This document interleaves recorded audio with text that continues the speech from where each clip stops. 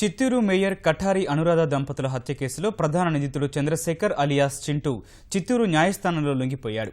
పరారీలో ఉన్న చంద్రశేఖర్ కోసం పోలీసులు ముమ్మర గాలింపు చర్యలు చేపడుతున్న నేపథ్యంలో అతనే స్వయంగా లొంగిపోవడం చర్చనీయాంశమైంది. లొంగిపోయిన చింటూను కడప కేంద్ర కారాగారానికి తరలించగా వారం పాటు పోలీస్ కస్టడీకి న్యాయస్థానం అనుమతించింది.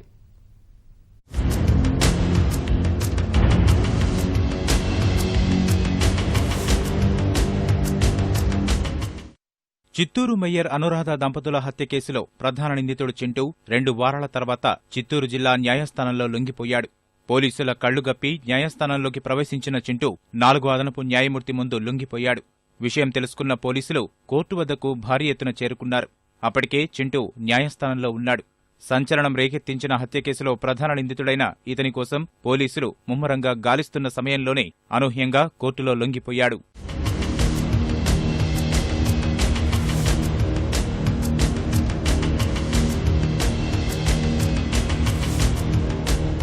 రెండు రోజుల కిందట పోలీసుల ముందు లొంగిపోతున్నానని చింటూ బహిరంగ లేఖ రాశాడు. హత్యలతో తనకెలాంటి సంబంధం లేదని, ప్రాణహాని ఉందని లేఖలో పేర్కొన్నాడు. దీనిపై విచారణ సాగిస్తోన్న పోలీసులు చింటూ అనుచరులైన ప్రకాష్, వెంకటాచలపతి, మంజునాథ, హరిదాస్, మురుగా, పరంధామను అరెస్టు చేశారు. వారిని మీడియా ముందు ప్రవేశపెట్టిన సమయంలోనే చింటూ ప్రణాళిక ప్రకారం న్యాయస్థానంలో లొంగిపోయాడు. విషయాన్ని పోలీసులు ముందుగా గుర్తించలేకపోయారు.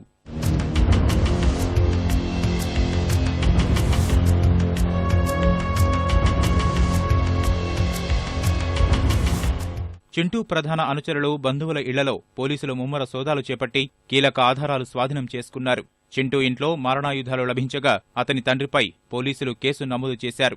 చింటూ చుట్టూ తీవ్రస్థాయిలో పోలీసులు ఉచ్చు బిగించారు. పాస్పోర్టు స్వాధీనం చేసుకోవడం సహా బ్యాంకు ఖాతాలు స్తంభింపజేశారు. ఈ కేసు దర్యాప్తులో భాగంగా డీజీపీ రాముడు చిత్తూరు వచ్చారు. చుట్టూ తీవ్రస్థాయిలో ఉచ్చు బిగిస్తుండడం వల్ల చింటూ కోర్టులో లొంగిపోయాడు. చింటూను న్యాయస్థానం వారం రోజుల పోలీసు కస్టడీకి అనుమతించింది.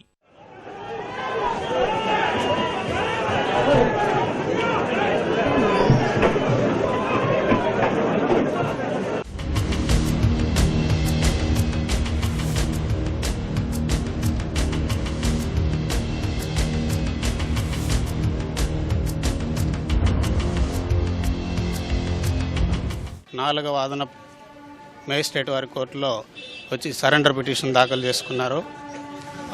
మేజిస్ట్రేట్ గారు 14 రోజులు రిమాండ్ విధించినారు.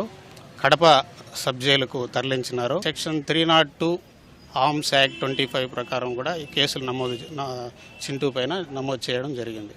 ఆస్తి తగాదాలు, ఆధిపత్య పోరు వల్ల మేయర్ దంపతులను హత్య చేసినట్లు పోలీసుల దర్యాప్తులో వెల్లడైంది. చింటూకు గతంలోనే నేర చరిత్ర ఉంది. 2007లో మాజీ ఎమ్మెల్యే సీకే బాబుపై హత్యాయత్నం కేసులో A2గా విచారణ ఎదుర్కొంటున్నాడు.